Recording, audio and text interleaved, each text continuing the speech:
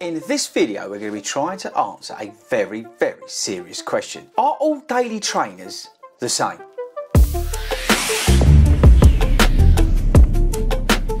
What is up, everybody, and welcome to 40 Runs. My name's Chris Ford, and I'm a running coach who likes to talk about running shoes here on YouTube. And in today's video, we're going to be talking about something that Simon and I were talking about on a run we recently did, and that is all the daily trainers that are coming out. Basically, they all look and feel the same. So at the end of 2023 and into 2024, we've had loads of new releases of daily trainers.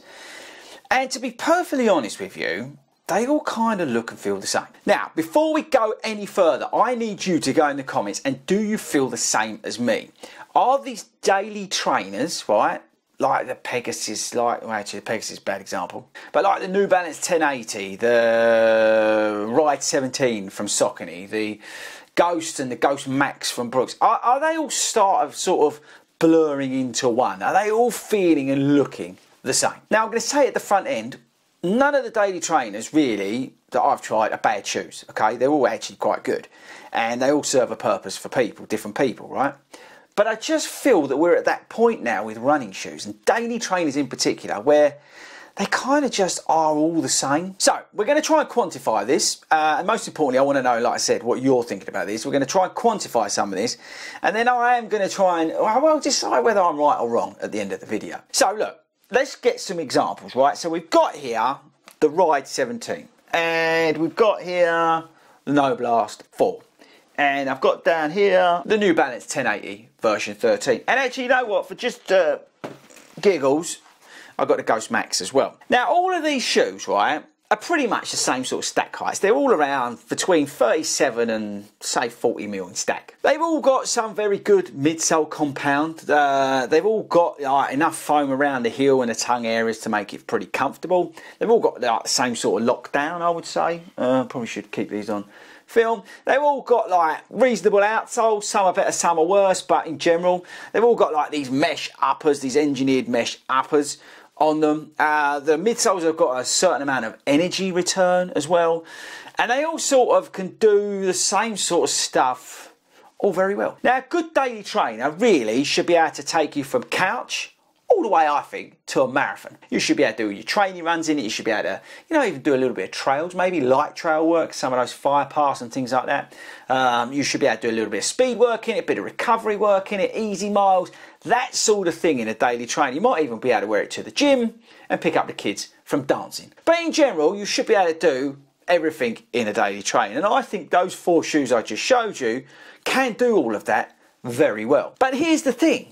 They are all very similar, right? Like I said, they've all got this same sort of stack height. They've all got the different brands, incarnations of foam. This has got the Power Run Power Run Plus in it, right? That's a change versus the previous version. But we've got, like, in here, we've got the Flight Foam Blast Plus Ego, whatever it's called. And then you've got the, DNA Loft 2, and then you go over there, the Fresh Foam X, a new version of that. All very similar stuff, people. And yes, the midsoles have got, and actually, one sec, I'm going to get rid of this shoe. Mainly because it's filthy dirty and I'm getting mud all over me. But where was we? Yeah, they've all got, the decent midsole. They've all got enough energy return. And I think now so much of it, right, you could easily be wearing any of these shoes and do the same in all of them. And I appreciate that some are softer, like, so this versus the 1080 version 13 is really soft.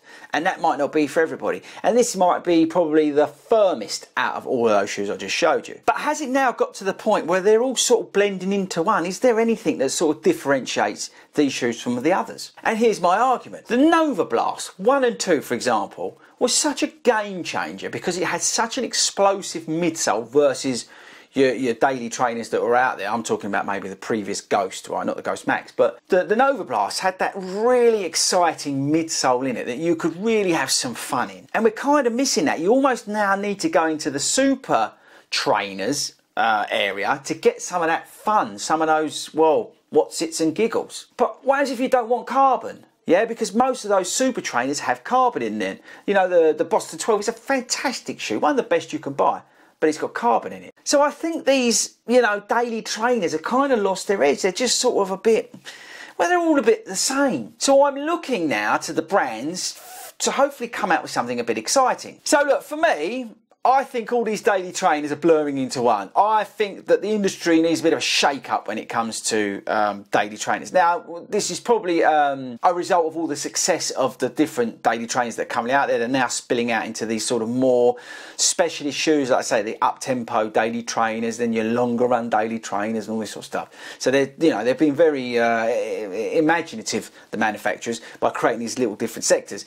But I think really you could probably pretty much go and buy any daily trainer, just the ones I've shown you and some of the others, and it will suit you and it will work. Now, there are some small details in each of them. I do appreciate that. Like, for example, the Ride 17, the arch is a little bit more noticeable than, say, in Nova Blast. Nova Blast may be a little bit, well, it's better, but it's maybe a little bit unstable. The Ghost Max might be a little bit too firm. You know, there's different, slight little differences between them, so you do need to shop about. But ultimately, they're all very similar. So there we go, people. Let me know in the comments. This video, as always, is going to be driven by you. Let me know in the comments, what do you feel about this? Are daily trainers now pretty much all the same? And do you need to now step out of those daily trainers and go and get something like the Supernova Rise or the Boston 12, two examples, to go and get something a little bit more spicy, a little bit more different? Okay, people, that's it from me. I'm going to dive into the comments once this video drops, and I'll catch you later.